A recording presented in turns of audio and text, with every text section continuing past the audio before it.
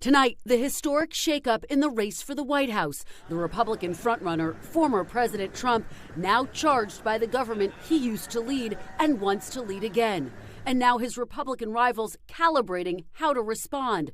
Mr. Trump's former UN ambassador, Nikki Haley, pressed today about a possible pardon if he was convicted. I think it would be terrible for the country to have a former president in prison for years because of a documents case. So I would be inclined in favor of a pardon. After this sharp criticism last night. If what it says is actually the case, President Trump was incredibly reckless with our national security. But most of Mr. Trump's Republican rivals rallying around him, from his top opponent to his former vice president. And tonight on Capitol Hill, many Republicans blasting the charges as part of a double standard favoring Democrats. I'm not saying these documents should have been there, just like they shouldn't have been in Biden's garage either.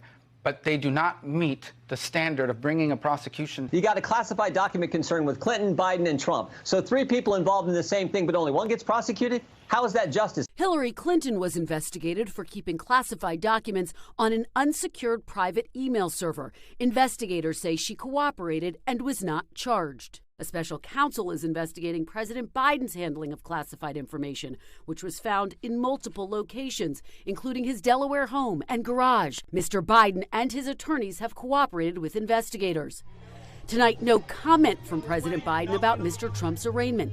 First Lady Jill Biden speaking to Democrats in Manhattan, saying of Republican voters, they don't care about the indictment. So that's a little shocking, I think.